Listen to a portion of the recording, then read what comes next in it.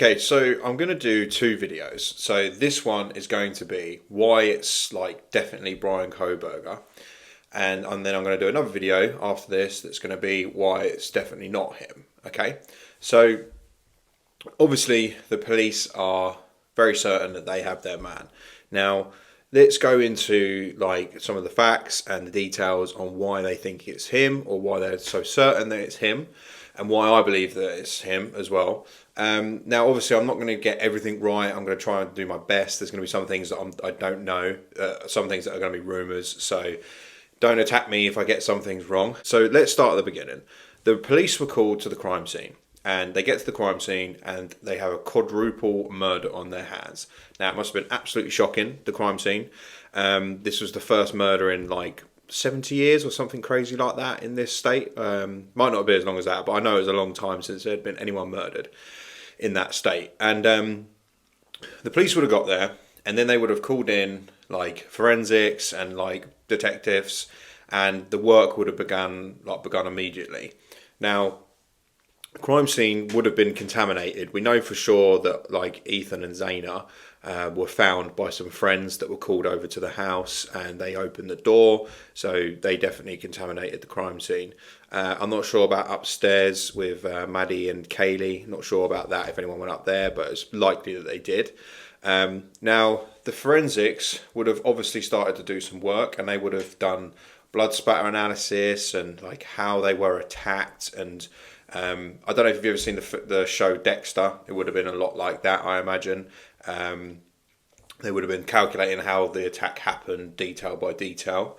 And then they found a knife sheath, of course. And then they would have took everything that they had there, and they would have sent it off to the lab. And then the knife sheath came back with a partial thumbprint, DNA on the latch of the sheath. And they've got this DNA, and that would have been a huge win for them. They would have been very happy with that, I imagine.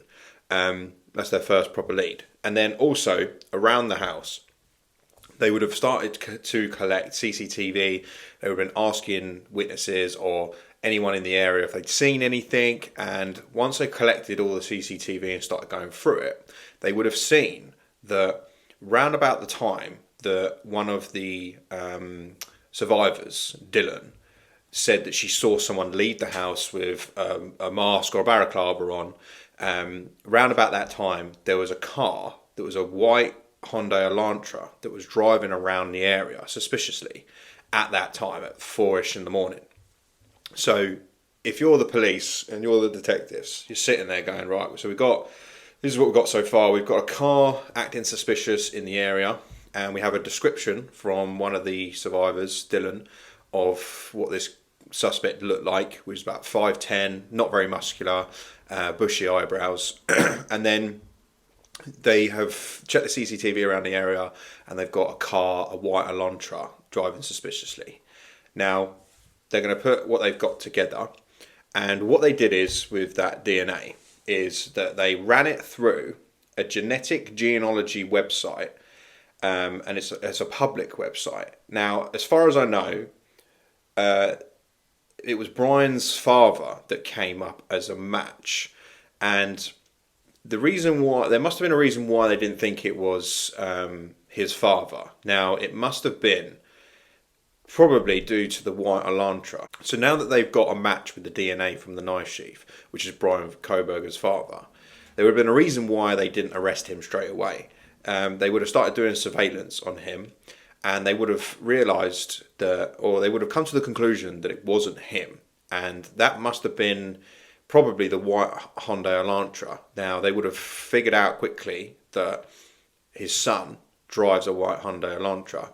Now that your eyes are on Bryan, so then what do they start doing? They start surveilling him. They pull him over a couple of times. They watch his movements, etc., etc. And another thing I don't know, I did research to see if this was something that they would have done, is whether or not they would have taken the victims' phones. I would imagine that they would have done, because I know that they knew that Zaina was on TikTok at 4 o'clock in the morning. They didn't necessarily need to take her phone for that, I don't think. So if they took the victims' phones, and then they're already suspecting that it's this Bryan Kohberger before they've arrested him. And they'd gone through the victims' phones and they'd seen any interaction with Bryan or them. This is really starting to seal his fate here. So from the detective's point of view, it's very much looking like they've got their man. Another thing as well is that they collected a piece of his trash, I believe, and it was a match from something he touched on there with the DNA from the knife sheath. So this must have been the incentive where they thought, right, it's time to go in and arrest this guy.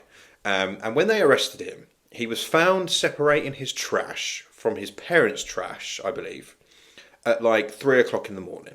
Now that is not normal, is it? Like, why would he be doing that? Okay.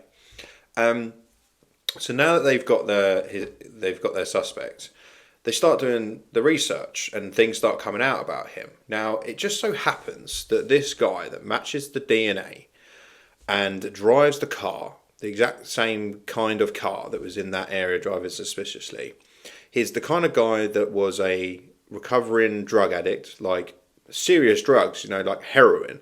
Like how many people do you know that take drugs or have had a bad drug addiction but would never have touched heroin? Heroin is in a different league of its own, for sure.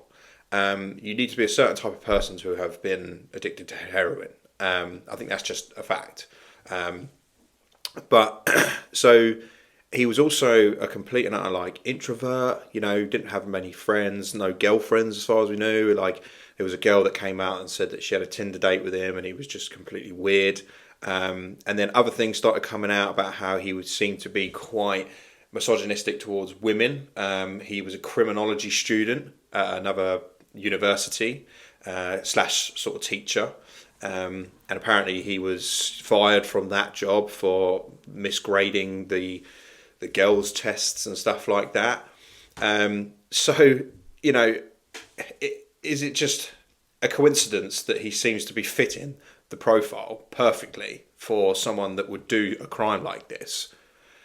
I mean, it's hard to dispute that, isn't it? Another thing as well is that when Bryan spoke to his neighbour come out and said that Bryan approached him and they were talking about the Idaho case. And this is what the neighbour said that Bryan said was, he asked me if I'd heard about the murders, which I had. And Bryan said, yeah, seems they have no leads. Seems like it was a crime of passion.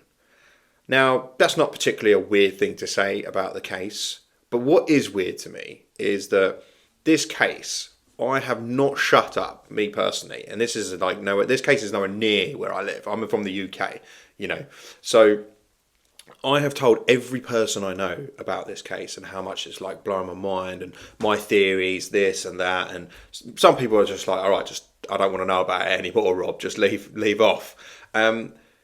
Not once has anyone come out and said that Bryan was like, oh, did you hear about that case? It's crazy.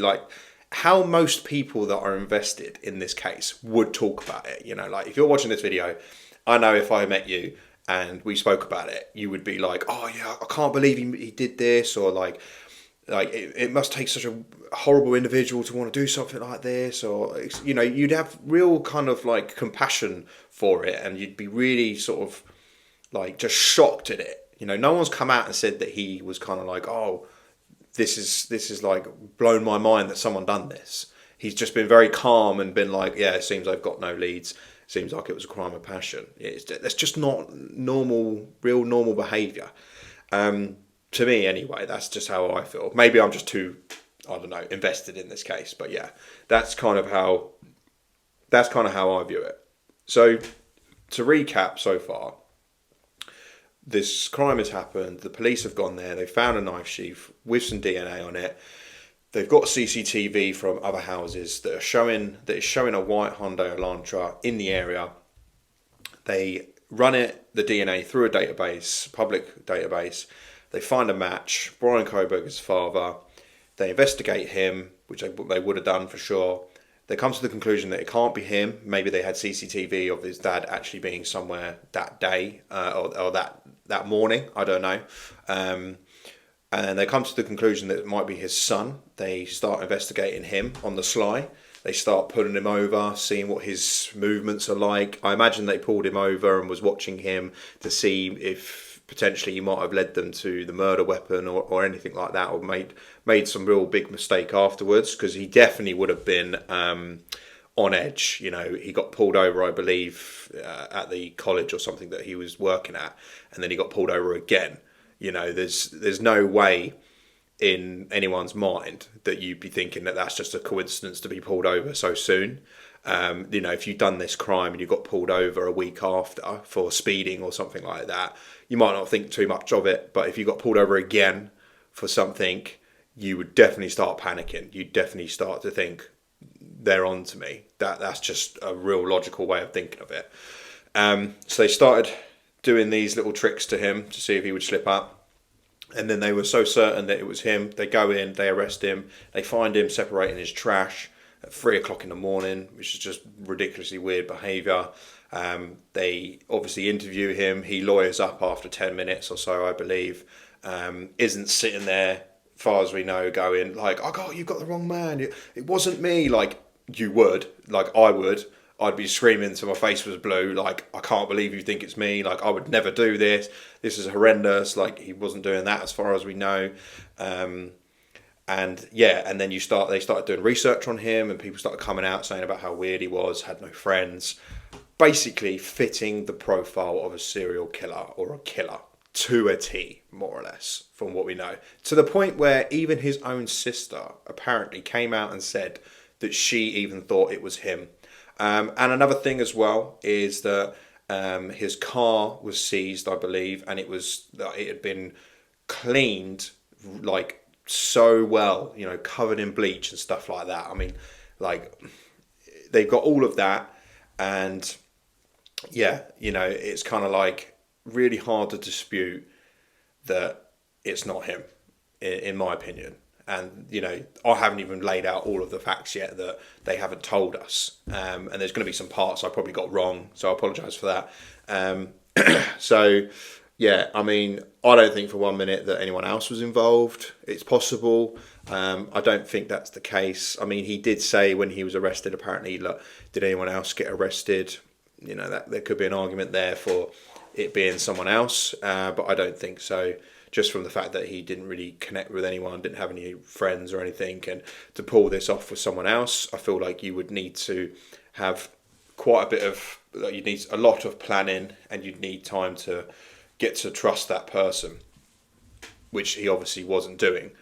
So there's other things as well, like when they checked his cell phone data, that he was in the area leading up to the murders for weeks, if not months, I believe, almost like stalking. And his cell phone pinged at a tower on the night of the murders.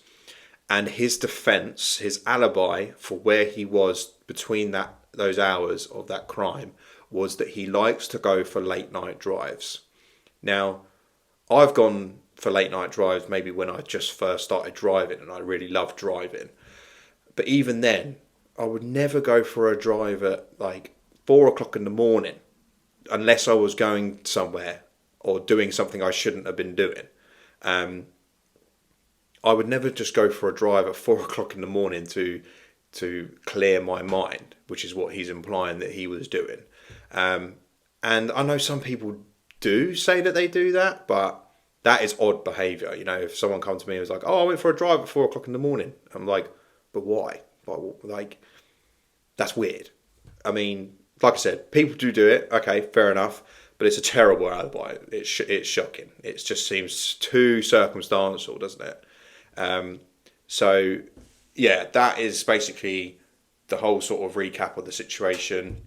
I know they tore the house down as well, which is like kind of odd because the trial hasn't even started yet. And a lot of people are sort of angry at that maybe they missed something, the detectives or the forensic, and now they'll never be able to like get that back because they've destroyed the house. But I believe that Steve was interviewed on one of the news stations, and he implied that they were so certain that they were going to convict him, get this case as a win, that they didn't really need the house. That's kind of like the gist of what he was implying from what I got. So, yeah, there's no doubt in my mind that he did this. But what I will do is I'll do another video to counter argue a lot of the facts and things that we've gone over, or the things that we know, to see if it actually makes sense to say, you know what, maybe it wasn't him. So yeah, I hope you enjoyed this video, and I appreciate you watching it if you made it this far, and I'll see you in the next one.